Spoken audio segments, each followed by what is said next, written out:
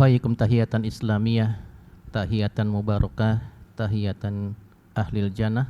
Assalamualaikum warahmatullahi wabarakatuh. Waalaikumsalam warahmatullahi wabarakatuh. Alhamdulillahilladzi bi ni'matihi tatimmus shalihat wa bi fadlihi tatanazzalul khairat wal barakat wa bi taufiqihi tatahakku maqasidu wal ghayat. Asyhadu an la ilaha illallah wahdahu la syarikalah wa asyhadu anna Muhammadan abduhu wa rasuluhu la nabiyya ba'da. Faqala Allah Ta'ala fi kitabihil karim, a'udzubillahi minasyaitonir rajim, walladzina amanu wattaba'athum dzurriyyatuhum biimanin alhaqna bihim dzurriyyatahum wa ma alatnahum min amalihim min syai' kullu mri'im bima kasaba rahin. Wa qala Rasulullah sallallahu alaihi wasallam, aidatul ibadiyas sholihin mala ainun ra'at wala uzunun sami'at wala khatara ala qalbin bashar faqra in syi'tum fala ta'lamu nafsum ma ukhfiya lahum min qurrati ayun jazaa'an bima kanu ya'malun. Shadaqallahul azim wa shadaqa rasulil karim.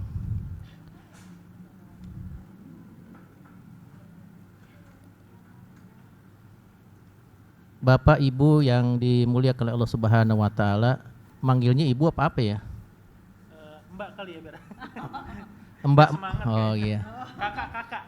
Kakak. Kakak muslimah yang dimuliakan oleh Allah Subhanahu wa taala. Syukur alhamdulillah pada pagi hari ini qadarullah dengan takdir Allah Subhanahu wa taala kita dipertemukan dalam satu majelis yang mudah-mudahan majelis ini mengundang keberkahan dari Allah Subhanahu wa taala. Allah mudahkan segala urusan kita, Allah sampaikan semua cita-cita kita, dan Allah jadikan kita insan atau generasi yang bertakwa kepada Allah Subhanahu wa taala. Keluarga harmoni, citanan indah, meniti jalan menuju surga. Ayo kita segera menikah agar terjaga jiwa dan raga. Nggak ada yang ngaminin ya? Pergi silaturahmi ke Cibubur sambil jalan-jalan mumpung libur. Jangan lupa untuk bersyukur, semoga lapang rizki dan panjang umur.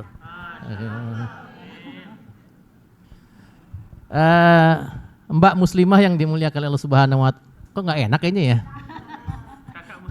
Kakak muslimah yang dimuliakan Allah Subhanahu wa taala. Karena soalnya kan kayaknya sih kalau lihat penampilan ya umurnya kan nggak jauh beda ya. Kan kalau jadi dibacakan kan, saya kan kisarannya 25 tuh ya. Kali 2. Diskusi kita pada pagi hari ini tentang berbagi peran dalam keluarga. Berbagi peran dalam keluarga. Kalau di film itu ya, film itu kan ada peran artis yang memerankan tokoh tertentu dan perannya itu biasanya disesuaikan dengan judul filmnya. Ya. Oh ada abang muslimah, muslim ya, abang muslimah. Jadi termasuk peran di dalam keluarga. Oleh karenanya judulnya juga harus jelas agar peran yang dimainkan pun sesuai dengan apa yang diinginkan. Ya. Jadi kalau dikatakan berbagi peran dalam keluarga, kita mesti tahu dulu tentang visi keluarga atau apa yang ingin dicapai dengan berkeluarga. Kalau kita sudah tahu, sudah paham tentang tujuan berkeluarga, tentang apa yang ingin dicapai dalam berkeluarga, baru peran itu kita mainkan. Agar peran itu sesuai dengan apa yang kita inginkan. Nah, salah satu visi keluarga itu adalah meraih surga bersama keluarga. Artinya ketika kita mencanangkan visi berkeluarga itu untuk sama-sama menuju surga, maka kita akan tahu peran apa yang harus kita lakoni di dalam kehidupan berumah tangga. Tadi dalam qadimah tadi saya bacakan satu ayat di surat apa nih? Surat At-Tur ya. Ayatnya yang ada di slide-nya enggak ya? Oh, belum ditampilkan ya?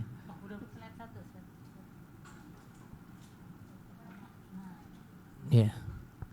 Dalam surat At-Tur. Jadi Allah katakan walladzina amanu, dan orang-orang yang beriman. Pertama modalnya adalah iman. Ya. Wattaba'athum dzurriyyatuhum biimanin, dan anak cucu mereka yang mengikuti mereka dalam keimanan. Yang kedua adalah mewariskan nilai-nilai keimanan. Jadi poinnya yang pertama tadi adalah iman, ya, sebagai seorang pelaku dalam peran, ya, modalnya iman. Kemudian yang kedua adalah mewarisi nilai-nilai keimanan. Kenapa? Anak cucu mereka yang mengikuti mereka dalam nilai-nilai keimanan. Artinya iman itu harus diwariskan. Alhaqna dzurriyyatahum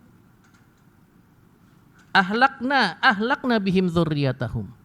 Maka Allah akan hubungkan, Allah akan kumpulkan mereka semuanya, ya, anak, istri, dan cucu di dalam kenikmatan Allah Subhanahu wa taala berupa surganya Allah Subhanahu wa taala. Wa ma alatnahu min amalihim min syai'. Allah Subhanahu wa taala tidak mengurangi ganjaran pahala atau amal dari mereka. Kalau kita baca tafsir Al-Wajiz, ya, Profesor Wahbah Az-Zuhaili, beliau mengatakan bahwa ketika ada nilai-nilai yang kurang dalam keimanan anak cucu kita itu ditutupi oleh Allah Subhanahu wa taala dengan keimanan orang tuanya. Artinya Allah menilai keimanan satu keluarga itu secara kolektif. Allah menilai keimanan satu keluarga, ya, berikut dengan keturunannya itu secara kolektif. Ketika anak derajat imannya kurang bisa ditutupi oleh ayahnya atau ibunya, begitu juga sebaliknya. Jadi ini amat sangat luar biasa. Kemudian Allah tutup kullu mri'im bima kasabarohin. Setiap manusia itu terikat atau tergadai dengan amalnya. Artinya kalau kita biasa melakukan amal soleh, amal kebaikan, maka itu pula yang akan kita raih di surganya Allah Subhanahu wa taala. Begitu juga sebaliknya. Ya. Jadi poinnya dari ayat ini ada 4. Yang pertama adalah modal keimanan. Kemudian kedua, ketika sudah berkeluarga, mewariskan nilai-nilai keimanan kepada anak keturunan. Yang ketiga, Allah sempurnakan amal kita secara kolektif. Artinya ada kerjasama di dalam satu keluarga. Kemudian yang keempat adalah tiap manusia tergadai oleh amalnya. Kakak muslimah dan abang muslim yang dimuliakan oleh Allah Subhanahu wa taala, itu terkait dengan visi, ya, tentang visi keluarga. Nah, kita masuk sedikit ke peran, ya, peran. Ini ada 2 peran, ya, satu peran ayah dan peran istri, ya. Sebenarnya ada satu lagi tambahan peran anak, tapi kan kayaknya sebagian besar mungkin belum masuk ke bab itu, gitu, ya. Walaupun mungkin sebagian juga udah ada, ya. Yang satu peran ayah, ya. Ayah itu adalah kepala keluarga yang memiliki kedudukan penting dan mulia. Peran peran ayah dalam keluarga itu menjadi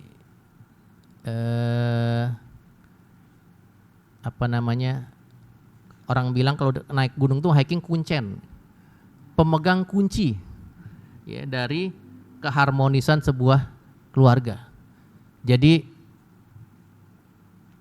harmonis tidak harmonisnya keluarga itu kuncinya itu ada di seorang ayah atau suami.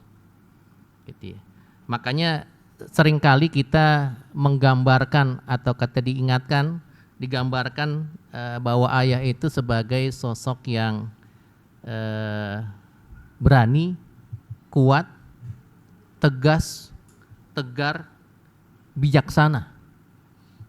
Ya, sehingga ia adalah sosok yang dominan perannya.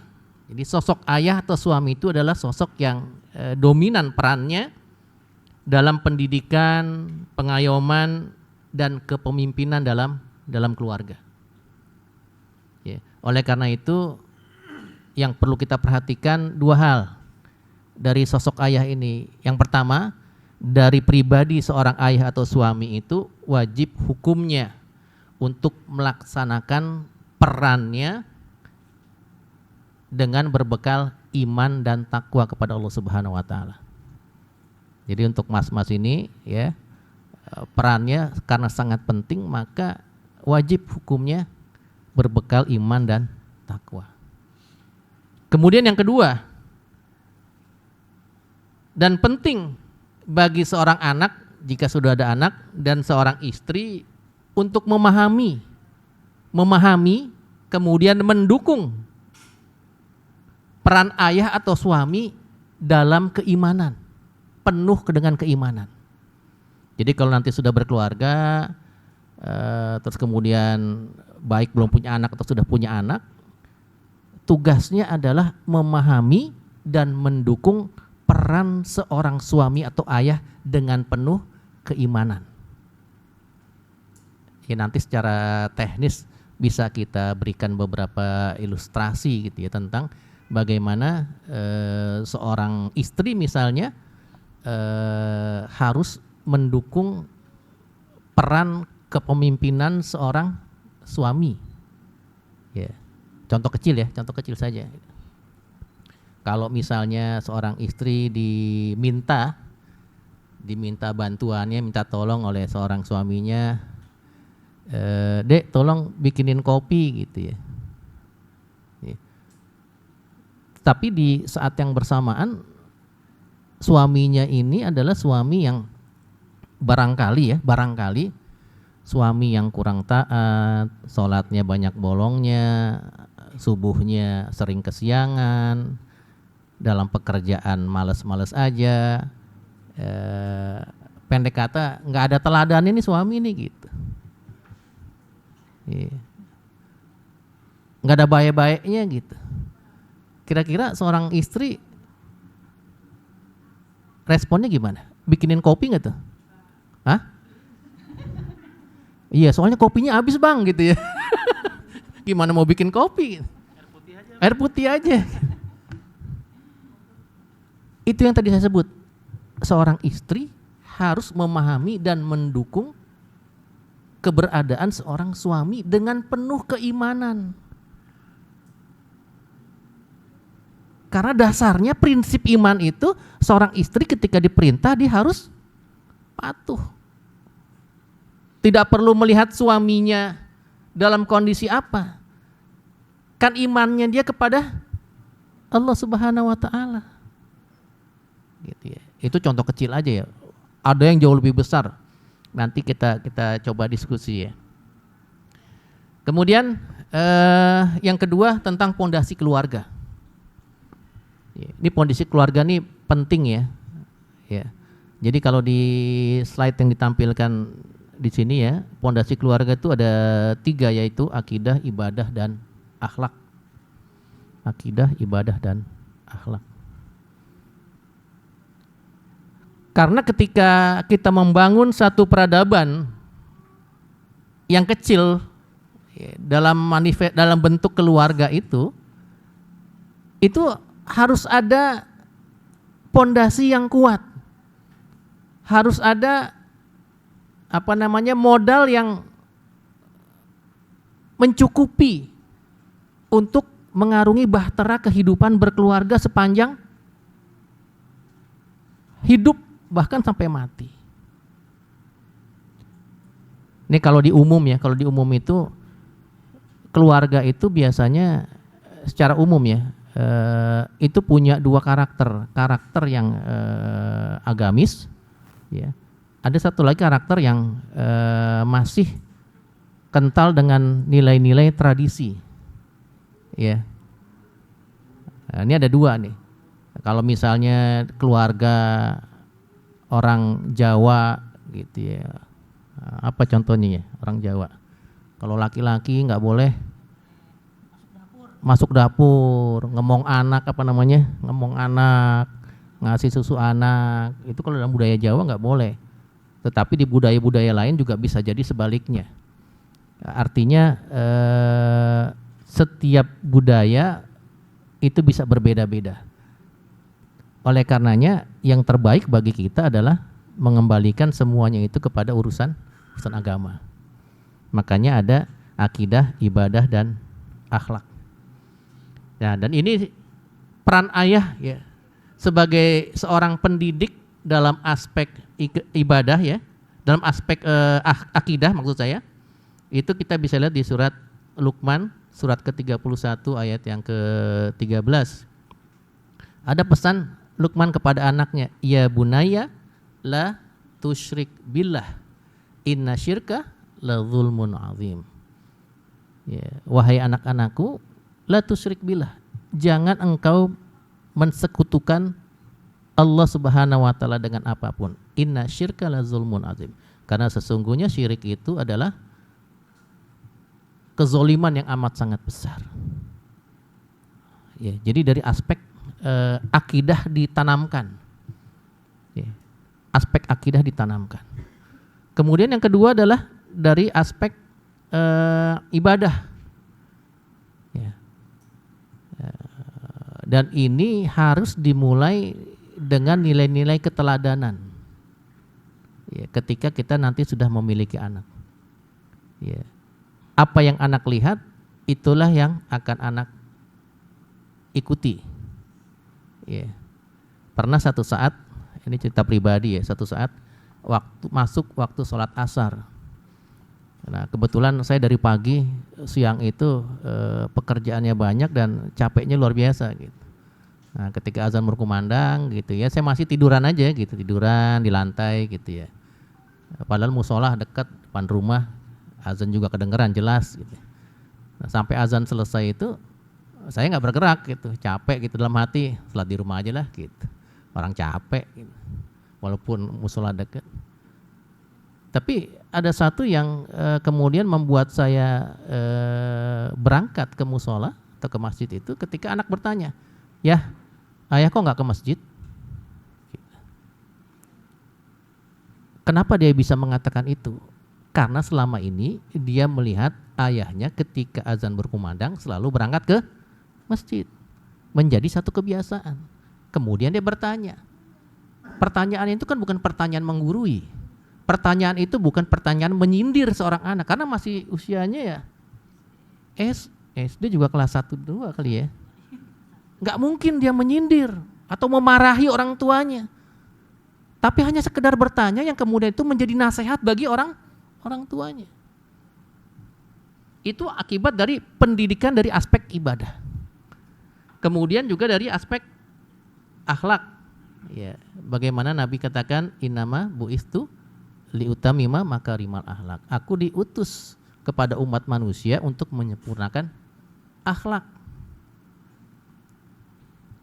Ya. Ini penting ya, karena kalau kita lihat mass media atau pemberitaan terakhir ini, ada seorang anak yang membunuh ibunya, membunuh bapaknya, atau ada seorang ayah yang membunuh istrinya atau anaknya karena masalah akhlak. Bahkan bukan hanya masalah akhlak, kadang-kadang masalah apa? Bahasa. Bahasanya tidak berkenan, kemudian menjadi sakit hati, dan kemudian muncullah nilai-nilai kejelekan yang lainnya yang mengikuti. Karena masalah akhlak. Oleh karena itu pendidikan akhlak itu menjadi sangat penting. Kemudian yang berikutnya adalah hak dan kewajiban suami istri. Mbak dan Mas sekalian, suami dan istri itu sama pada hak dan kewajibannya. Saya ulangi ya, suami dan istri itu sama pada hak dan kewajibannya sesuai dengan karakter dan sifat penciptaannya. Ya, jadi bedanya sesuai dengan karakter dan sifat penciptaannya. Jadi sama, ya, suami dan istri itu sama.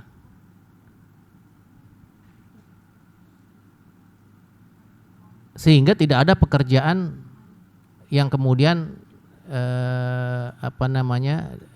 dimonopoli oleh istri saja atau dimonopoli oleh suami saja, kecuali beda karakter dan sifat penciptaannya. Contoh, kalau beli air galon jangan istri yang suruh ngangkat, karena karakternya berbeda. Suami kuat, istri kurang kuat. Bukan lemah, bukan, kurang kuat. Hamil, menyusui. Kalau menyusui enggak, saya menyusui anak saya lewat botol kan. Hanya hamil saja, yang lainnya bisa dilakukan. Mohon maaf, cerita pribadi, enggak ada pekerjaan selain hamil tadi yang tidak saya lakukan di rumah. Coba aja sebut apa yang saya enggak lakukan. Masak pernah, cuci piring banyakan saya, nyetrika baju saya lebih hebat dari dia, nyapu ngepel biasa banyakan saya juga. Jadi nggak ada. Belanja ke pasar saya juga belanja, biasanya buat kucing, beli ikan. Belanja juga kan gitu. Jadi tidak ada, atau sebaliknya, tidak ada pekerjaan laki-laki yang tidak bisa dikerjakan oleh seorang istri. Ya kalau saya lagi pergi, saya lagi nggak ada, kemudian tabung gas habis, ya istri mau nggak mau yang ngangkat tabung gas gitu. Jadi hebat ya. Nah begitu. Jadi itu kolaborasi, berbagi peran pada aspek teknis yang memang terjadi setiap hari. Oke, nanti diskusinya bisa lebih panjang. Kemudian tanggung jawab suami ya. Tanggung jawab suami yang pertama kepemimpinan keluarga. Ya, Nabi katakan kullukum ra'in wa kullukum mas'ulun an ra'iyatihi. Bahwa setiap kita adalah pemimpin dan setiap pemimpin akan diminta pertanggungjawabannya. Atau yang lebih spesifik di kalimat-kalimat berikutnya, Nabi katakan warrajulu ra'in ala ahli baitihi wa huwa mas'ulun an ra'iyatihi. Bahwa seorang laki-laki, seorang ayah, seorang suami itu bertanggung jawab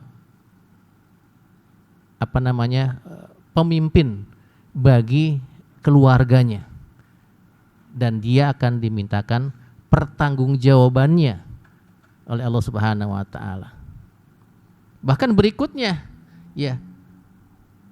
Wal mar'atun ra'iyatun ala ahli baiti zaujiha wa waladihi wa hiya mas'ulun anhum. Wa huwa mas'ulatun anhum. Seorang wanita, seorang istri itu adalah pemimpin bagi rumah tangga suaminya dan anak-anaknya. dan dia akan dimintakan pertanggungjawaban atas apa yang dia kerjakan. Jadi perannya semua disebutkan oleh Nabi Shallallahu Alaihi Wasallam. Ya, misalnya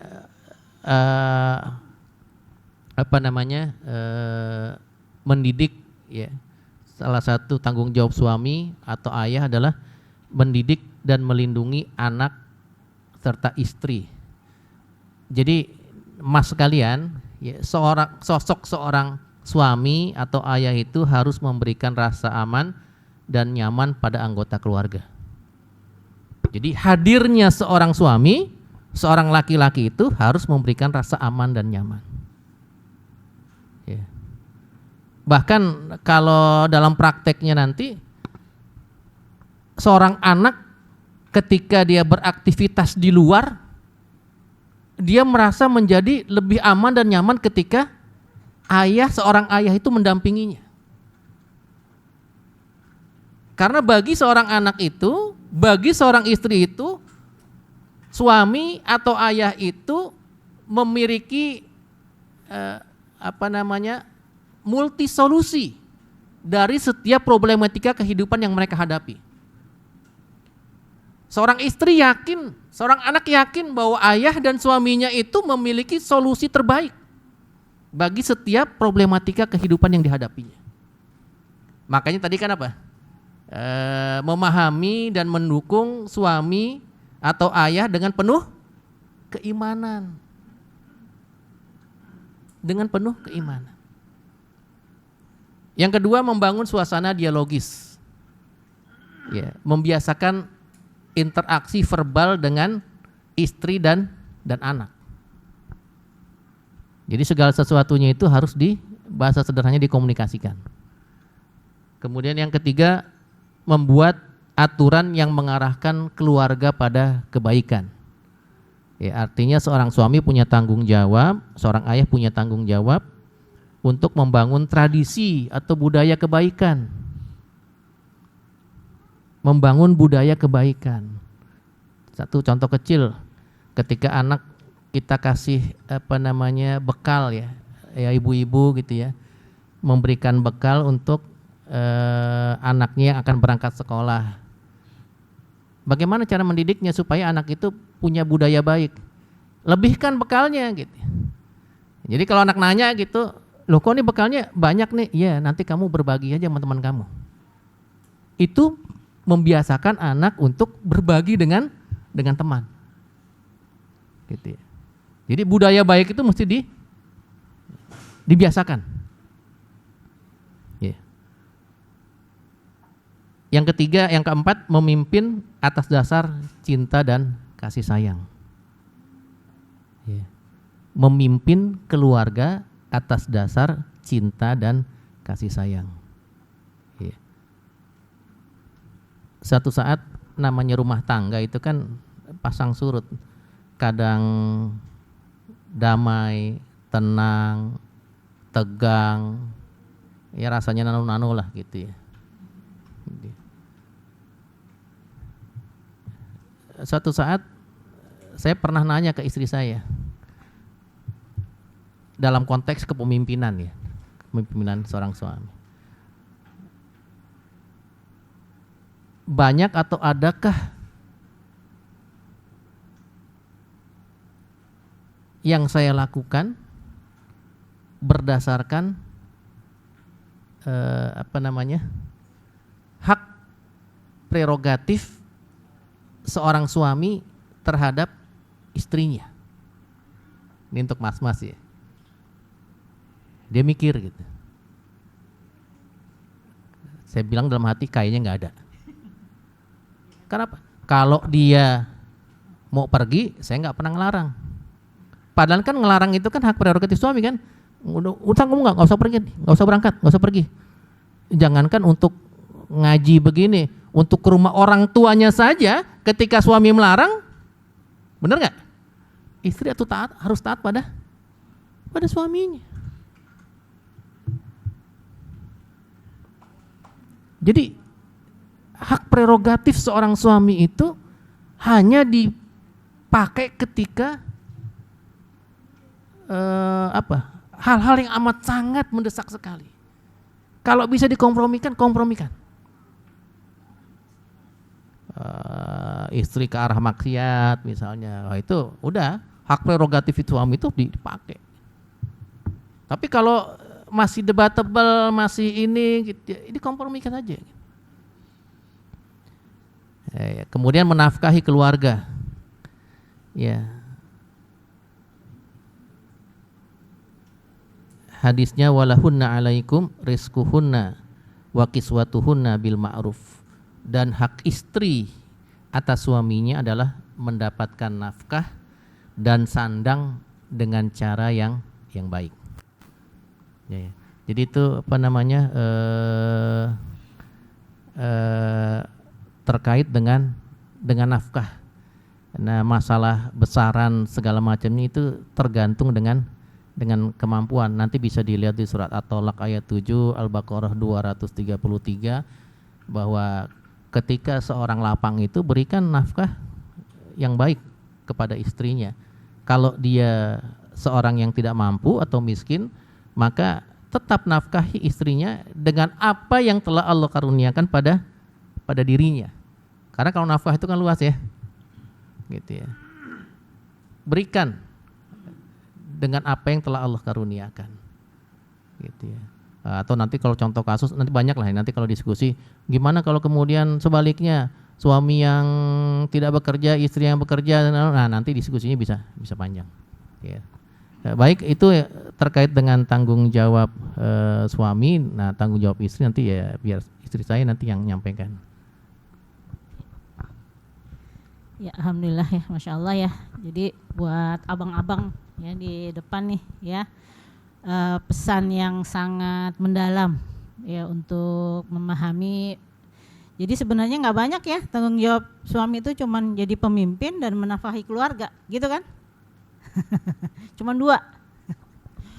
Nah, kemudian kita lanjut aja ya tanggung jawab seorang istri. Ini buat mbak-mbak di belakang nih ya, kakak-kakak, mbak-mbak di belakang. Yang pertama itu adalah tentu adalah taat kepada suami. Ini prinsip yang pertama ya. Taat, seorang istri itu taat kepada suami. Bahkan dalam salah satu hadisnya itu Rasulullah katakan, jika diizinkan seorang manusia itu untuk sujud kepada manusia lain, maka akan aku perintahkan seorang istri untuk sujud kepada suaminya. Ya, jadi sampai sebatas itu. Dan para ulama juga ada beberapa ulama itu menyampaikan memang ini hanya satu ini sebenarnya, ya, tanggung jawab seorang istri di dalam pernikahan. Taat aja sama suami, sampai suami itu kemudian ridho dengan dia. Nah, kemudian ada juga ulama yang kemudian membreakdown ya tanggung jawab itu dengan membesarkan dan mendidik anak. Ya, karena apa? Oh sebentar ya, ini kita bahas dulu tentang prinsip ketaatan. Ya, sebelum ke ini. Prinsip ketaatan itu ya, yang pertama itu taat bukan dalam kemaksiatan. Ya. Jadi tadi contoh ya yang bikin kopi itu, kan bikin kopi bukan sebuah perintah maksiat, ya. Maka sejauh ya perintah yang diberikan oleh suami itu bukan perintah maksiat, maka wajib ditaati. Istri itu wajib taat. Ya. Jadi bukan dalam kemaksiatan. Beda kalau misalnya mungkin sekarang ini ya kalau kita lihat di TV itu ada banyak kasus-kasus gitu ya, kejadian-kejadian pencurian yang dilakukan oleh pasangan suami istri begitu kan? Nah, itu berarti Romantis tuh ya. nah romantis romantis dalam kemaksiatan ya.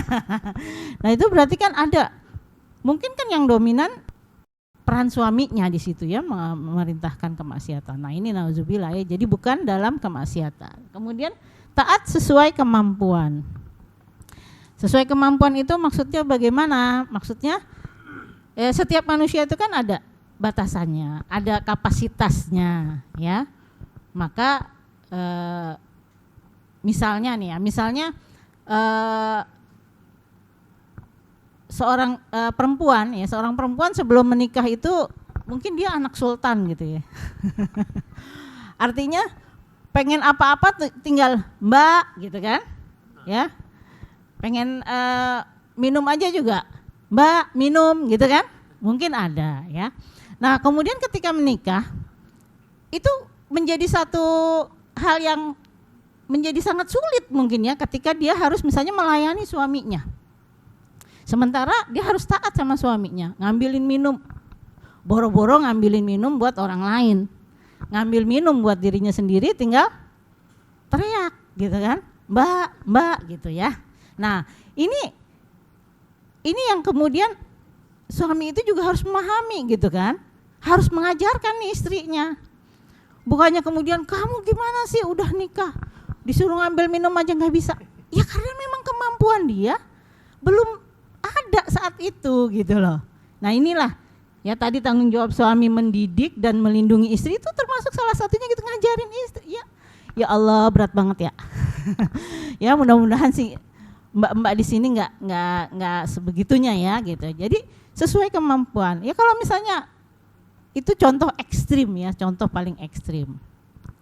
Ya kemudian taat yang disertai dengan penghormatan. Nah ini juga penting bagi kita. Jadi bahwa ketaatan kita kepada suami, ketaatan seorang istri kepada suami itu bukan karena takut, bukan karena kediktatoran suami, bukan karena rasa takut sama suami, tapi karena penghormatan. Kita taat kepada suami karena kita menghormati, ya menghormati dia.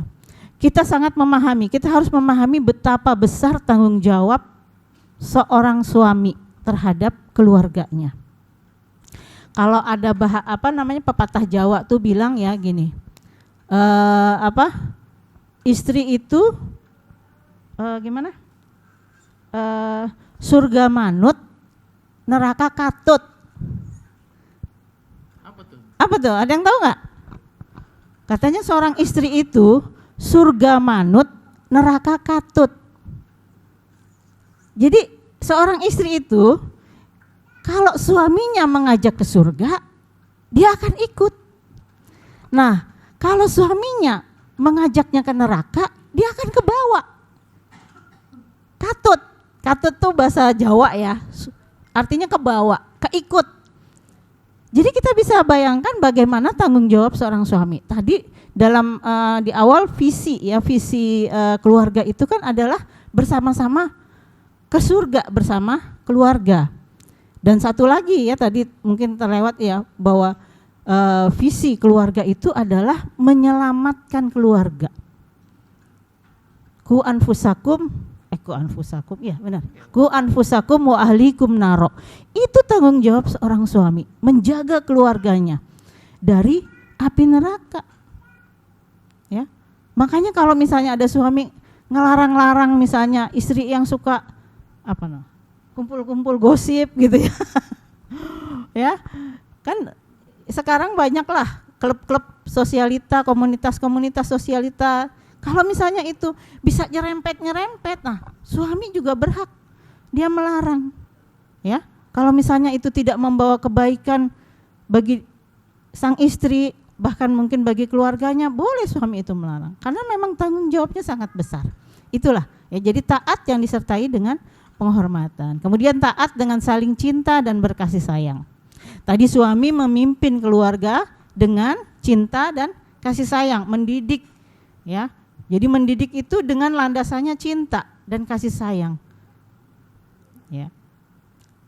Kemudian taat disertai dengan musyawarah, tadi berkomunikasi. Ya, boleh kok kita komunikasikan, misalnya suami pengennya seperti ini A gitu ya. Terus tapi kita memandang, kita punya pandangan yang lain, punya sisi pandang lain, boleh kita musyawarahkan. Ya, jadi keluarga harmonis itu bukan berarti keluarga yang nggak pernah berdebat, nggak pernah berantem, bukan anteng-anteng aja, enggak gitu loh. Tapi justru dengan saling berkomunikasi, ya, saling menyampaikan, mengutarakan ya pendapatnya, menurut saya begini gitu kan. Oh ya enggak begini. Itu bisa biasa aja, asal jangan kemudian melebar kemana-mana yang kemudian akhirnya menimbulkan dia kok begitu banget sih gitu, timbul rasa benci. Enggak, tapi dalam rangka untuk mencari kompromi. Boleh ya saling bermusyawarah, karena memang musyawarah itu juga perintah Allah. Ya, Allah memerintahkan kita untuk bermusyawarah. Kemudian taat diiringi saling menasehati, berkorban dan berkomitmen dengan syariat Allah, ya. Jadi ketika suami ada sedikit melenceng, boleh kita nasihati sebagai seorang istri. Karena memang dalam rangka kita menjaga, saling menjaga keluarga. Ya, itu yang pertama. Kemudian yang kedua, membesarkan dan mendidik anak. Nah, ini juga bisa tadi bersamaan ya, tanggung jawabnya dengan suami. Tapi ada satu yang khusus ya, bahwa tanggung jawab seorang istri membesarkan dan mendidik anak ya. Mendidik anak itu sudah dimulai sejak anak berada dalam kandungan. Jadi anak di dalam rahim itu tanggung jawab istri untuk mendidik anak itu sudah dimulai. Jadi bukan sejak anak itu lahir. Karena apa? Karena ketika kondisi ya psikologi seorang istri ketika mengandung itu akan sangat berpengaruh ya terhadap perkembangan janin. Sudah banyak penelitiannya, sudah banyak ya contoh-contohnya gitu ya. Bagaimana anak-anak yang berada dalam kandungan kemudian kondisi ibunya secara psikologis mengalami tekanan ya, mengalami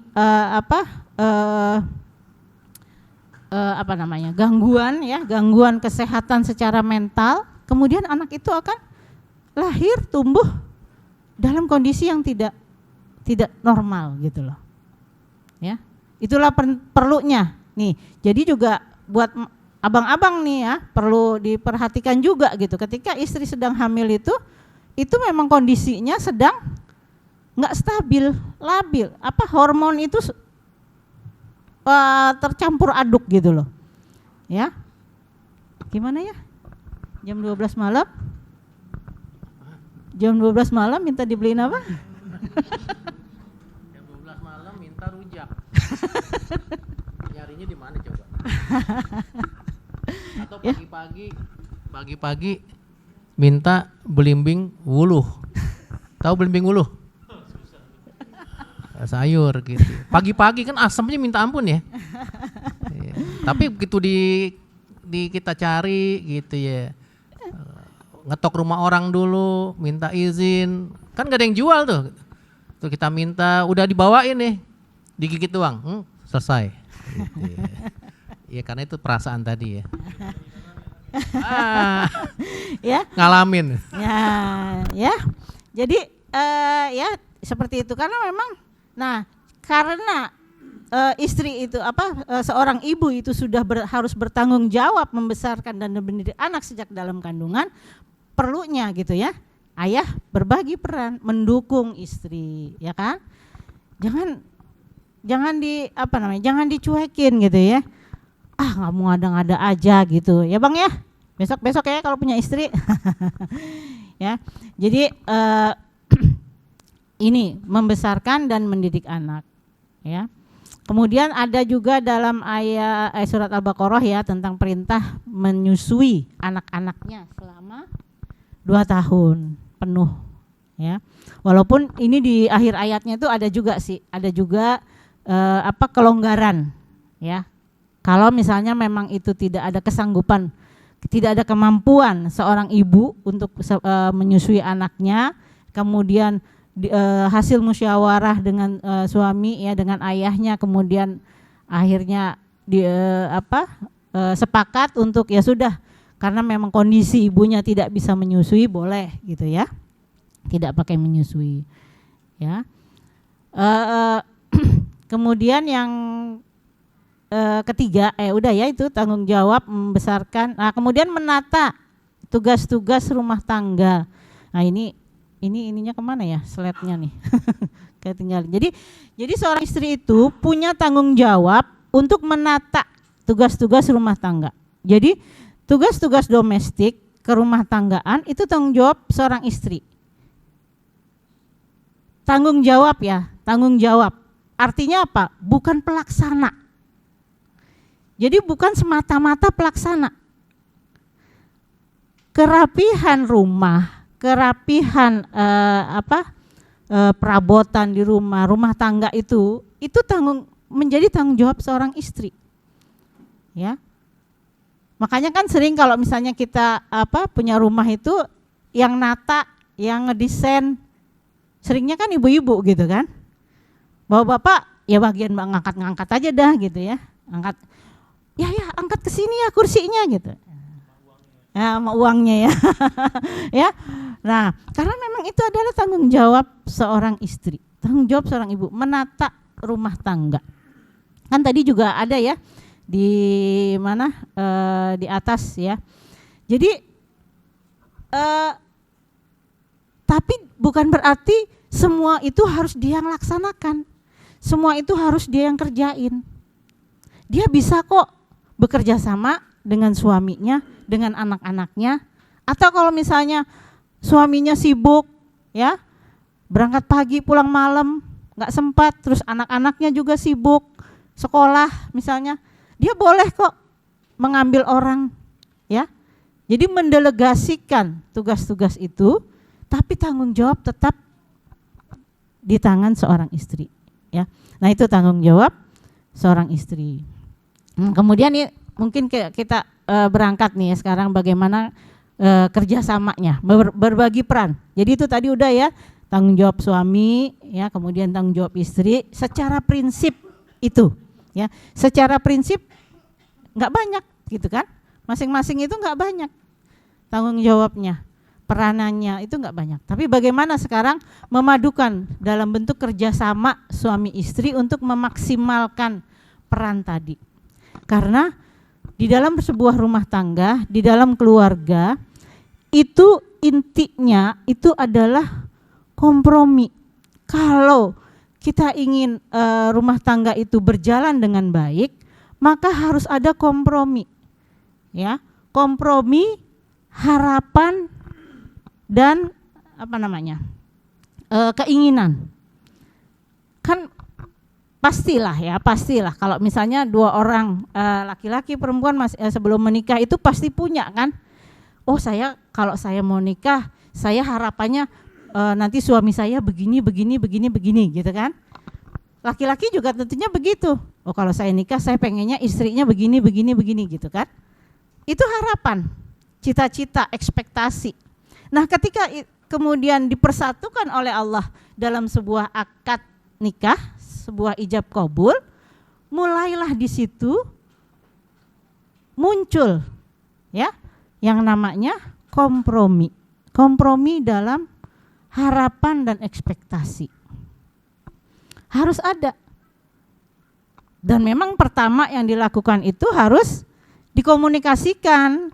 Jadi jangan diam-diam aja gitu ya. Kita punya harapan, punya cita-cita, punya ekspektasi suaminya jadi imam sholat malam gitu ya, tapi ternyata pas udah kenyataannya, ya Allah kok dia nggak bangun ya sholat malam. Nah kita diem aja. Ya yang pertama itu dikomunikasikan. Oh saya maunya begini, saya punya harapan begini. Begitu juga pasangan ya, seorang laki-laki maunya begini. Nah kalau itu, kenapa kan pasangan kita tuh bukan card reader ya, yang kita coloki celuk gitu, terus kebaca, kita bisa ngebaca kan enggak. Kita juga bukan cenayang paranormal ya, yang bisa baca, kita lihat kepala suami kita bisa baca nih, oh di sini ada tulisan, kan enggak begitu, ya kan? Jadi dikomunikasikan, disampaikan harapannya, keinginannya, walaupun kadang-kadang mungkin itu bikin kok gitu sih, ada rasa dongkol dalam hati kita, tapi itu adalah harapan, ya. Jadi dikomunikasikan.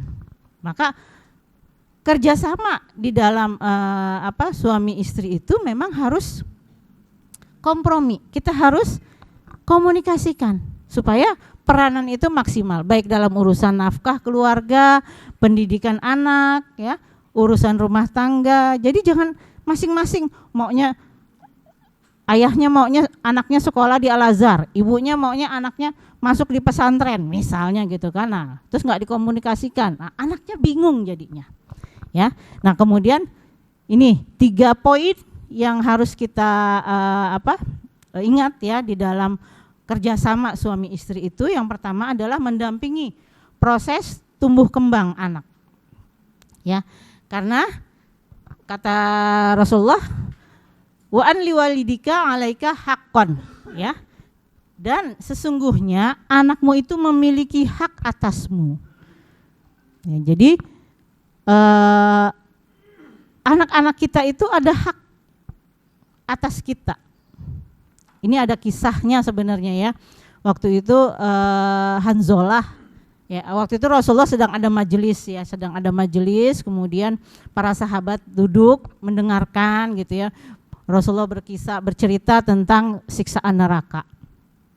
Kemudian selesai majelis pulanglah gitu ya, sahabat para pulang. Ya, termasuk ada hadis ini diriwayatkan oleh Hanzalah. Hanzalah pulang, kemudian bertemu dengan anak istrinya, ketawa-tawa, bercengkrama sampai kemudian bermalam ya, berhubungan dengan istrinya, sampai kemudian di pagi harinya dia kaget. Aduh, saya sudah munafik. Kemarin Rasulullah sudah menyampaikan tentang siksa neraka, kemudian saya senang-senang, saya ketawa-tawa sama keluarga, begitu. Akhirnya dia jalan, mau menemui Rasulullah. Di tengah jalan dia bertemu dengan Abu Bakar. Ternyata dia cerita sama Abu Bakar.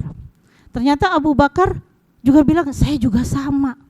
Waduh, udah akhirnya berdualah mereka menemui Rasulullah dan menceritakan, ya Rasulullah saya sudah munafik, kata Hanzalah. Kenapa gitu? Diceritakan begini. Kemudian apa kata Rasulullah? Wahai Hanzalah, saatan wa saatan. Jadi apa maksudnya? Jadi kita membayang atau kita mengingat kepada siksa neraka itu iya harus kita lakukan untuk menambah keimanan kita. Tapi juga kita harus sejenak. Jadi artinya ada jedanya itu adalah bersama dengan keluarga itu. Karena memang ada hak anak ya pada diri kita. Ya, jadi seperti itu ya. Jadi mendampingi proses anak tumbuh kembang. Kemudian yang kedua, nah ini juga penting ya, memberikan makanan yang halal dan thayyib kepada anak. Karena apa? Karena makanan itu akan sangat berpengaruh. Dalam hadisnya tuh enggak kelihatan ya tadi saya. Man nabatalah muhu minas suhti fannaru aula bihi. Ya, barang siapa yang dagingnya tumbuh dari sesuatu yang tidak halal, maka neraka lebih pantas untuknya. Makanya ini harus kita perhatikan. Apa yang kita berikan, makanan yang kita berikan kepada anak itu harus jelas kehalalannya dan sudah banyak contohnya. Ya. Dan terakhir adalah memberikan lingkungan yang kondusif. Ya, berikan. Nah, terakhir nih pesan dari ulama ini untuk kita semua ya, bahwa salah satu faedah nikah adalah berjuang melawan diri sendiri dan melatih kepribadian dalam mengasuh, mengayomi, memenuhi kewajiban terhadap keluarga, bersabar atas kelakuan mereka, menanggung kecewa atas ulah mereka, berusaha memperbaiki dan menunjuki mereka ke jalan agama, berjuang mencari nafkah halal untuk mereka dan mendidik anak ya. Ini perkataan Imam Al-Ghazali dalam Ihya Ulumuddin. Ya, mungkin itu aja pengantar kita untuk diskusi pada pagi ini. Mudah-mudahan teman-teman ya, kakak-kakak, abang-abang belum puas dengan apa yang kita sampaikan sehingga bisa memacu ya. Saya kembalikan. Pagi-pagi dengar ceramah, masa depan serasa cerah. Semoga Allah mudahkan untuk menikah. Terima kasih, semoga berkah. Satu lagi, jika ada kata yang salah, jangan simpan di lemari besi. Kalau ada kata yang salah, tolong jangan dilaporkan ke polisi. Billahi taufiq wal hidayah. Assalamualaikum warahmatullahi wabarakatuh. Masya Allah, udah main pantun aja ya. Masya Allah, tabarakallah, alhamdulillah hari ini kita sudah dengarkan ya pemaparan dari pemateri kita dari Ayah Adi dan Ibu Umu yang Masya Allah luar biasa ya. Memang ada tugas seorang istri, ada tugas seorang suami ya, bikin kopi ya, jangan sampai garam ini masukin ya, sama-sama putih jadi asin gitu ya. Malah ada yang ekstrimnya masak air bumbunya apa ya, itu lebih parah lagi ya, masak air putih nanya bumbunya, waduh jadi sop nanti. Insya Allah hari ini kita buka sesi pertanyaan sambil kita berdiskusi. Insya Allah untuk 3 penanya, ada yang mau bertanya silakan. Wah, Masya Allah.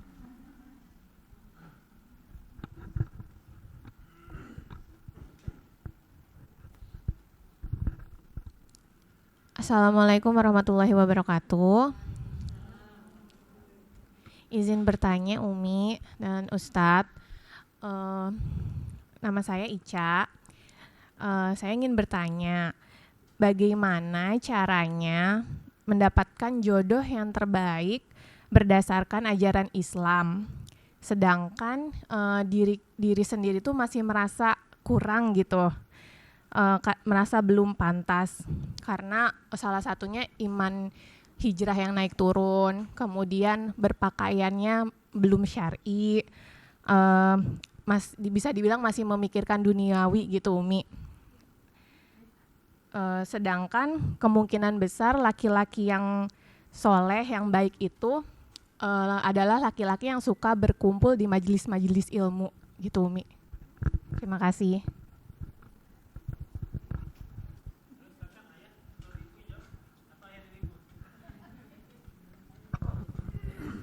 Tadi sebenarnya bismillah. Tadi sebenarnya di dalam pertanyaan itu sudah ada jawabannya sebenarnya gitu ya. Bagaimana caranya mendapatkan suami yang soleh, sedangkan saya sendiri masih ya tadi macam-macam lah ya gitu. Ya solusinya ya perbaiki diri gitu ya, menjadi mbak muslimah yang baik gitu. Maka kemudian Allah carikan yang terbaik ya, kan gitu ya. Sebenarnya sesimpel dan sesederhana itu. Jadi keseriusan kita, Allah menilai itu prosesnya. Allah tidak menilai hasilnya, tapi prosesnya harus ditempuh dulu. Prosesnya apa? Ya proses tadi, perbaiki diri. Kalau ingin dapat jodoh yang soleh, solehah, maka perbaiki diri dengan serius. Maka akan Allah mudahkan, gitu ya. Karena segala sesuatu itu kalau kemudian kita punya niat dan kita luruskan niat kita semata karena Allah, ibadah karena Allah, maka innallaha balighu amrih, sesungguhnya Allah lah yang akan menyampaikan urusan kita, Allah yang akan menyelesaikan urusan kita, gitu ya. Jadi saya pikir sesederhana itu ya. Iya, tambahan aja sedikit ya. Jadi memang intinya itu adalah kita fokus memantaskan diri kita. Ya, kita fokus memantaskan diri kita. Kita pengen pasangan kita yang kalau laki kan pengen yang solihah tentunya. Kalau dia perempuan pengen yang solih gitu kan. Maka kita pantaskan diri kita. Kita jadikan diri kita solihah. Gitu loh. Ya, itu yang pertama. Kemudian yang kedua, jangan lupa bahwa pernikahan, keluarga, pernikahan ya sampai misalnya mendapatkan sebuah jodoh itu adalah hak prerogatifnya Allah. Jadi kita nggak boleh lupa untuk ya minta sama yang punya hak itu gitu loh. Minta sama Allah. Kita pantaskan diri kita, kemudian kita selalu minta sama Allah. Minta sama Allah. Ya, karena apa? Karena yang namanya jodoh itu benar-benar haknya Allah. Kita sudah kejar ya. Waduh, apa mungkin kalau di sini abang-abang kali ya, abang-abang udah mau ngetekin nih, wah saya pengen nama yang ono nih gitu kan, dikejar, oh pokoknya di apa namanya, kalau sekarang dibilangnya dipepet, ya pokoknya diikhtiarin, bener-bener dikejar. Tapi kalau emang bukan jodohnya, biar dikejar sampai ke atas gunung, nyebrang lautan. Kan begitu, lagu zaman dulu ya, mungkin sekarang nggak kenal ya. Itu nggak akan sampai gitu loh. Tapi kalau emang jodoh, kita nih saya saya jadi cerita sendiri ya. Saya dulu waktu lulus SMA itu pergi ke Bogor, kuliah di Bogor. Saya emang udah ini, niatnya gitu kan, kali aja dapat jodoh di Bogor gitu kan. Ya namanya masih lulus SMA, terus baru-baru ngaji gitu kan, lagi giroh-girohnya gitu, pengen cepet-cepet nikah dong gitu kan. Kali aja dapat jodoh di Bogor gitu ya. Ya udah, terus udah selesai kuliah, ternyata sampai selesai kuliah nggak ada tuh jodohnya.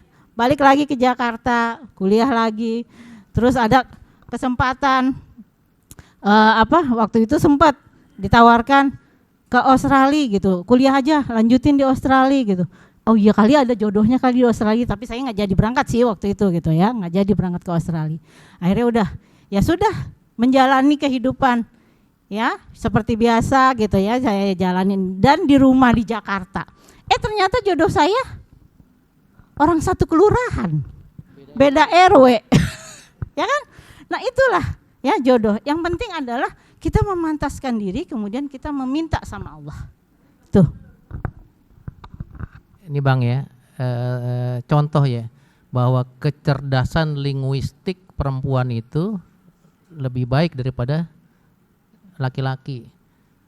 Saya 10 kata, istri 100 kata kan ya. Nah, perlu difahami kalau namanya istri cerewet itu sudah sifat penciptaannya. Jadi jangan cerewet amat sih gitu. Ini aja ya intermezzo. Silakan penanya kedua. Ya. Assalamualaikum, saya Happy. Mau bertanya, kalau misalnya yang datang mendekat tuh masih Islam KTP gitu, terus tapi janji mau berubah atau hijrah, itu bagusnya dipertimbangkan atau enggak, sama batas dalam mencintai dalam Islam tuh gimana ya, karena katanya kalau perempuan terlalu mencintai calon atau suaminya nanti suaminya jadi agak enek gitu loh, gitu. Makasih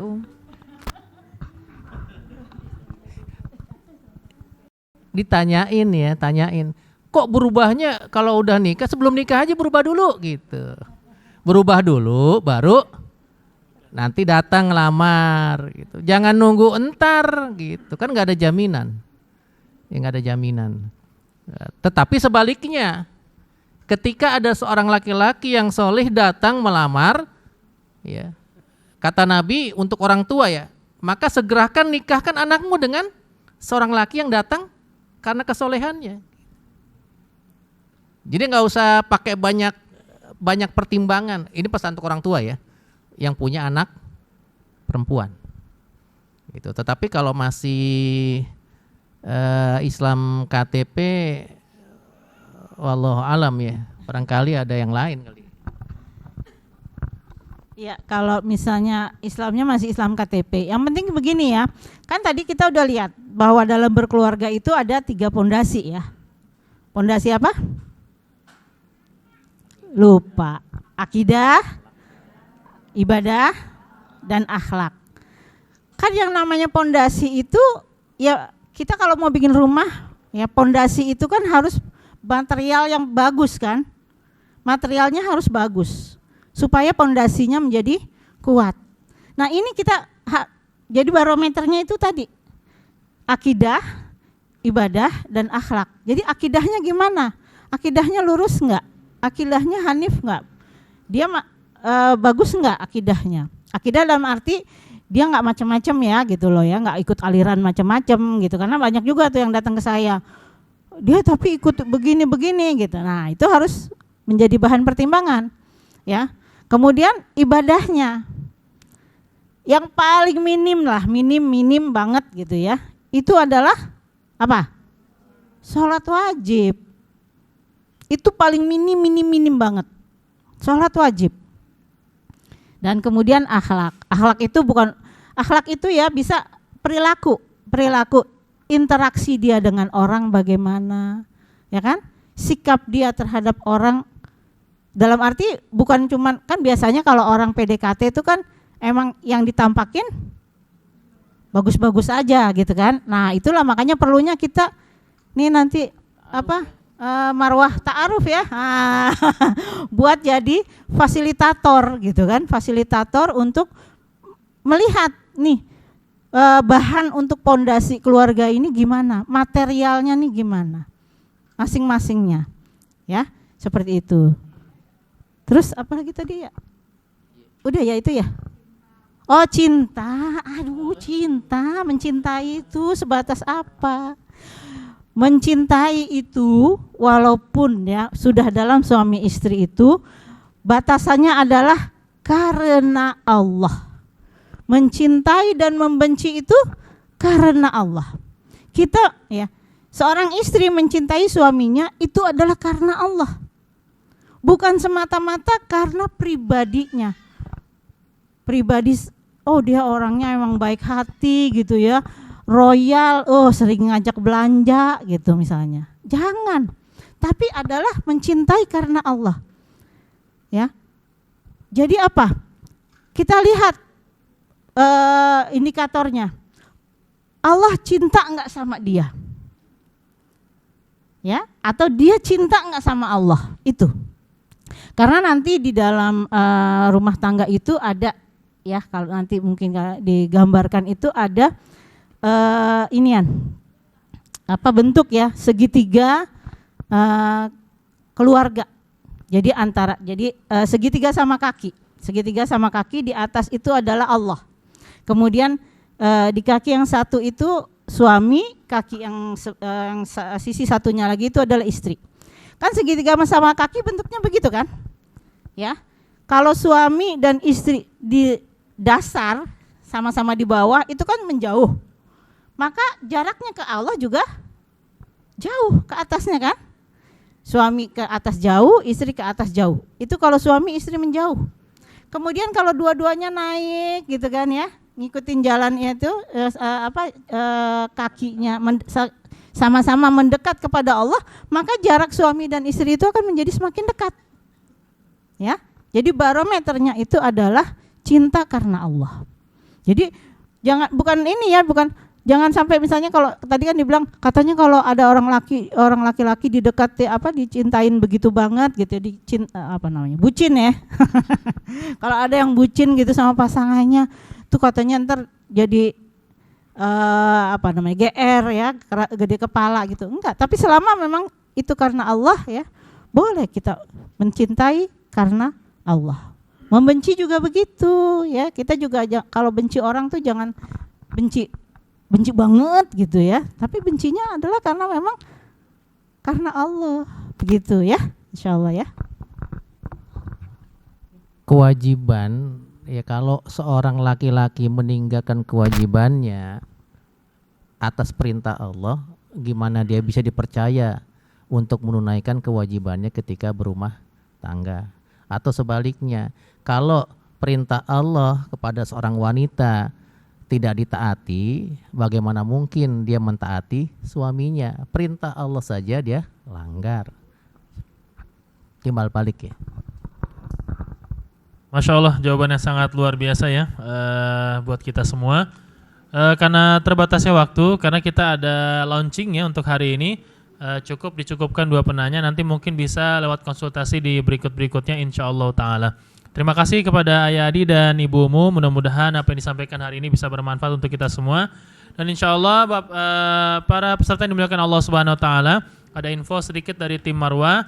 Ya insya Allah yang hadirnya belum pernah absen atau belum pernah nggak hadir, insya Allah nanti ada sedikit cenderamata yang akan disampaikan atau dikasihkan oleh Marwah Muslimah Center insya Allah ta'ala setelah acara ini. Jadi nanti dilihat siapa yang nggak pernah absen atau nggak pernah goib ya, atau nggak hadir ya. Nanti insya Allah ada cenderamata yang sedikit akan diberikan dari Marwah Muslimah Center. Insya Allah kita akan terima kasih banyak Ayah Adi dan Ibu Umu. Insya Allah kita ada launching Marwah Muslimah atau Marwah Ta'aruf Center yang kita singkat dengan Ma'ruf, sekaligus nanti doa yang akan disampaikan oleh guru kita sekaligus pembina Marwah Muslimah Center, Ustazah Erika Surani Dewi LCMA. Kepada guru kita kami persilakan.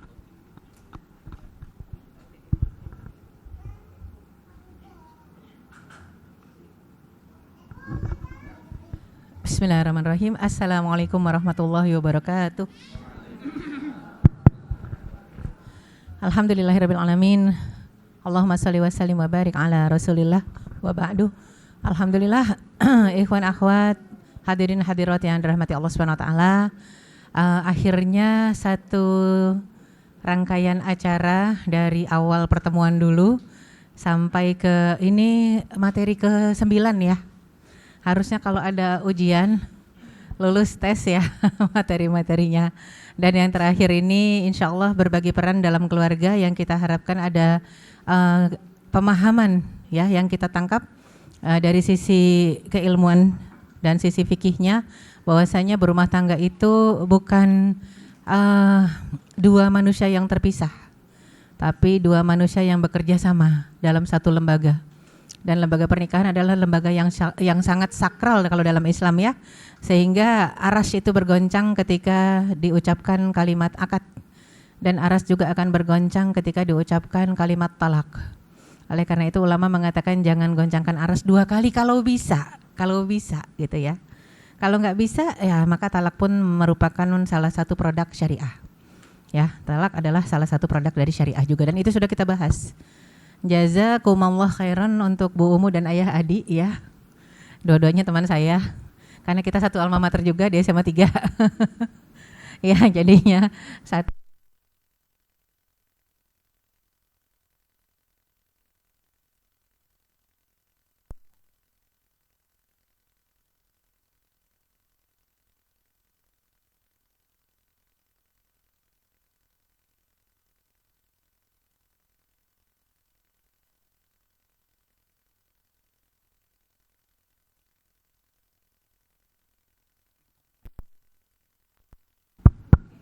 Ya, makanya Bu Umu teman saya sudah sempat mengatakan kayaknya kalau cari couple pasangan banyak ya untuk memberikan satu kajian yang sifatnya tandem kayak begini. Saya bilang couple mungkin banyak yang ustadz sama ustazah, tapi yang romantis kayak mereka berdua susah. Mereka berdua itu mau pagi siang sore tuker-tukeran sajak, puisi, ya syair. Karena kalau di grup kita kan ada satu grup ya teman-teman, itu kita lihat ya yang buat puisi dia berdua doang, tuker-tukeran ya. Jadinya untuk yang begini susah ya. Emang banyak yang lain-lain dua-duanya ustadz ustazah sepasang mah banyak, tapi untuk yang romantisnya saling tukar puisi nggak ada ya, kecuali saya baru nemuin yang ini. Makanya saya undang dengan segala kerendahan hati, semoga bisa menginspirasi untuk ikhwan akhwat di sini. Dan sekali lagi kita harapkan ini bukan pertemuan terakhir, karena ini kalau mau dibuat batch, ini batch 1 ya, nanti batch 2-nya akan ada lagi. Cuman kita break sejenak untuk online. Kajian-kajian berikutnya akan berbentuk online, mungkin sebulan 2 bulan ke depan, baru kemudian kita akan offline lagi. Rencananya sebenarnya hari ini akan ada pemutaran Cinta Suci Zahrana. Mungkin sudah tahu, pernah dengar ya. Itu film yang serupa dengan KCB. Masalahnya memang qadarullah, ini kan juga beberapa kali pending untuk acara yang ke-9 ini ya. Dan qadarullah hari ini adalah miladnya Marwah ya, dan juga dalam rangka Maulid Nabi kita akan ada kajian parenting. Parentingnya itu tentang mempersiapkan kelahiran anak sampai, jadi sebenarnya masih berkaitan ya. Namanya kalau kita bicara tentang pembekalan pernikahan tentunya sampai punya anak ya, tentunya sampai punya anak. Nah, jadinya masih berkaitan, hanya saja karena pengisi keduanya adalah saya dengan Teh Nini jam 10 ya, jadi kita launching sekarang, peresmian sekarang. Saya minta perkenannya untuk mengikuti kajian dengan Teh Nininya, barusan datang ya, baru nyampe dari Bandung Ada yang nggak kenal? Saya nggak nanya ada yang kenal ya. Ada yang nggak kenal? Kayaknya kenal semua. Teh Ninih Mutmainah, ya Darut Tauhid. Kalau pernah dengar Darut Tauhid Bandung ya kenal beliau. Jam 10 insya Allah mengisi bersama saya untuk Maulid Nabinya dengan sekaligus milad. Akan tetapi untuk yang ikhwan kalau berkenan hadir ada di ruangan sebelah. Yang di sini jadi khusus akhwat. Yang ikhwan di ruangan sebelah karena permintaan khusus dari Teteh ya. Ikhwannya di ruangan sebelah. Tetap di ruang sini, di ruang bazar kita tetap bisa dengar kajian ya. Kemudian untuk meresmikan, semoga hari ini adalah hari yang penuh barokah. Insya Allah ini pertanda sudah akan diresmikan dan sah ke depannya apapun juga berkaitan dengan proses ta'aruf dan juga mediasi dan juga mencari mediator untuk ta'aruf. Dan nanti kalau di online kan dengan syarat semua open cam kalau online. Kalau sekarang kan susah ya ngelihat wajah karena nggak mungkin ikhwannya ngadep belakang. Tapi kalau di online, kajian online otomatis open cam semua. Ketika berkenan ingin kenalan nggak apa-apa, kontak kita ya, kontak kami, biodata semua sudah ada. Makanya tadi disampaikan tolong isi G-formnya biodatanya ya. Kami hanya bisa memfasilitasi. Semoga Allah lah yang nanti mempertemukan dan Allah yang menyatukan dalam ketaatan. Boleh jadi nggak ketemu di sini, ketemunya di Sahati. Sahati itu Biro Jodohnya Darut Tauhid. Saya juga di sana. Boleh jadi ketemunya di sana ya, karena nanti kita akan kerjasama juga dengan Biro Jodoh Islami yang lainnya ya. Dengan diakhirinya acara ini, jazakumullah khairan katsira, saya umumkan Ma'ruf Center atau Marwah Ta'aruf Center diresmikan. Bismillahirrahmanirrahim. Saya ketoknya ini aja. Resmi insya Allah dengan basmalah. Bismillahirrahmanirrahim. Semoga barokah buat kita semua yang sudah mengupayakan agar perintah Allah Subhanahu wa taala ya, yang sudah sering kita bahas, wa ankihu, nikahkan. Wa ankihul ayyama minkum wassalihina min ibadikum wa imaikum. Nikahkanlah orang-orang yang sendirian. Mau itu gadis, bujang, duda, janda. Perintah menikahkan. Saya ngerasa perintahkan dan semua orang harusnya merasa diperintahkan untuk mencarikan jodoh orang-orang yang sendirian. Siapa itu? As-solihin, yang soleh dan solehah. Tentunya yang kita perkenalkan. Ya, jadi jangan pernah putus asa ya, apalagi putus harapan. Karena memang semua ikhtiar kita akan berbuah pahala insyaallah di hadapan Allah Subhanahu wa taala. Aku qauli hadza wa astaghfirullah li wa lakum. Oh ya, butuh doa ya. Doanya harus dari Pak Kiai ini. Ayah Adi pimpin doa, mangga. Biar barokah. Waktu itu diresmikan kita oleh Ustadz Zufar Mawardi. Sekarang diresmikan lagi, pembukaan dulu Ustadz Zufar, sekarang penutupan sekaligus peresmian oleh Ayah Adi. Mangga. Jadi yang nutup dan buka Ustadz ya.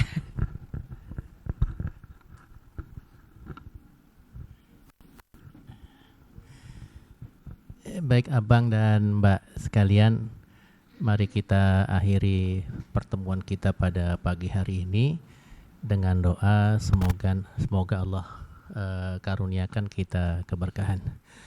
Nastaghfirullahaladzim min kulli dzanbin wa natubu ilaih. Bismillahirrahmanirrahim. Alhamdulillahirabbil alamin. Hamdan yuwafi ni'amahu wa yukafi'u mazidah. Ya Rabbana lakal hamdu wa lakal syukru kama yanbaghi li jalali wajhikal karimi wa azimi sultanik. Allahumma salli ala Muhammad wa ala ali Muhammad salatan tunjina biha min jami'il ahwali wal afat wa taqdilana biha jami'al hajat wa tahiruna biha min jami'is sayyiat wa tarfa'una biha indaka ala darajat wa tuballighuna biha aqsal ghayat min jami'il khairati fil hayati wa ba'dal mamat. Innahu sami'un qaribu mujibu da'wat wa yaqadiyal hajat. Allahumma inna nas'aluka innaka antal ahadus samad alladzi lam yalid wa lam yulad wa lam yakul lahu kufuwan ahad. Rabbana zalamna anfusana wa illam taghfir lana wa tarhamna lanakunanna minal khasirin. Rabbana ighfir lana wa liwalidina warhamhum kama rabbawna shighara. Rabbana ighfir lana wa li ikhwanina alladzina sabaquna bil iman wa la taj'al fi qulubina ghillan lil ladzina amanu rabbana innaka raufur rahim. Rabbana hab lana min azwajina wa dhurriyyatina qurrata ayun waj'alna lil muttaqina imama. Allahumma ij'al auladana auladan salihin mubarakan hayatuhum fid dunya wal akhirah. Allahumma habib ilainal iman wa zayyinhu fi qulubina wa karih ilainal kufra wal fusuqa wal isyan waj'alna minar rasyidin. Allahumma inna nas'aluka imanan daima wa nas'aluka qalban khashi'a wa nas'aluka amalan salihah wa nas'aluka afwa wal afiyah wa nas'aluka tamamal afiyah wa nas'aluka syukra alal afiyah. Allahumma ja'alna minas salihin. Allahumma la tada'lana dhanban illa ghafartah wa la hamman illa farajtah wa la dainan illa qadaitah wa la maridan illa syafaitah wa la du'aan illa istajabtah wa la hajata min hawaijid dunya wal akhirah illa qadaitaha wa yasartaha ya rabbal alamin. Rabbana la tuzigh qulubana ba'da idh hadaitana wa hab lana min ladunka rahmah innaka antal wahhab. Allahumma akhtim lana bi husnil khatimah wa la tahtim alaina bi su'il khatimah. Rabbana taqabbal du'aana innaka antas samiul alim wa tub alaina innaka antat tawwabur rahim. Wa sallallahu ala nabiyyina Muhammadin wa ala alihi wa sahbihi wa sallam. Subhana rabbika rabbil izzati amma yasifun. Wassalamun alal mursalin walhamdulillahi rabbil alamin. Masya Allah, terima kasih banyak. Alhamdulillahirrahmanirrahim kepada para peserta Marwah Ta'aruf Center. Alhamdulillah telah berakhir untuk sesi kali ini dan insya Allah dilanjutkan dengan sesi yang berikutnya yaitu online. Dan jangan lupa untuk para peserta baik abang dan kakak untuk mengisi form yang sudah disediakan dari tim kami. Mudah-mudahan ini bisa jadi salah satu wasilah untuk diberikan kemudahan Allah Subhanahu wa taala. Dan sebelum ditutup, insya Allah di sebelah kiri saya itu ada buku tentang Tufan Al-Aqsa. Buku ini berbicara tentang kepalestinaan, dan insya Allah yang beli buku ini sudah sekaligus infak donasi untuk Palestina. Ya harganya nggak mahal ya, insya Allah murah. Kemudian kami juga ada produk-produk yang dimana salah satu bentuk ikhtiar kami, yaitu ikhtiar kita semua untuk memboikot produk-produk yang dilarang oleh Majelis Ulama Indonesia, khususnya karena saya juga dari tim Majelis Ulama Indonesia di kecamatan punya punya amanah juga dari pusat untuk menyampaikan tentang produk-produk yang dimana harus digunakan dan juga yang tidak boleh digunakan, maksudnya ada di boikot. Jadi insya Allah ada salah satu ikhtiar kita, ada sabun ya dan segala macamnya. Ini juga insya Allah keuntungannya untuk 100% buat rakyat Palestina.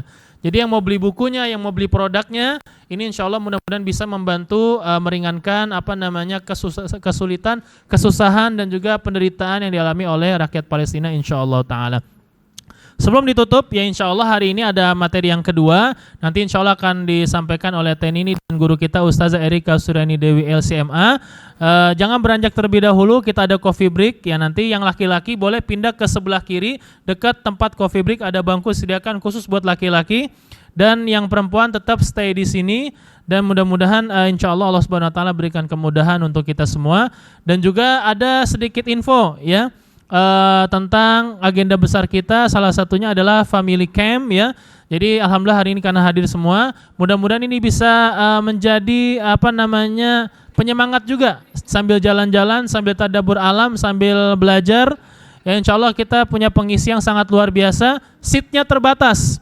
Ya kita bekerja sama dengan Damar Langit Resort yang ada di Puncak. Mudah-mudahan mbak-mbak, kakak-kakak, ya mas-masnya bisa ikut semua, atau misalnya saudaranya atau tetangganya, ya. Seatnya terbatas, satu seat untuk 4 orang, ya.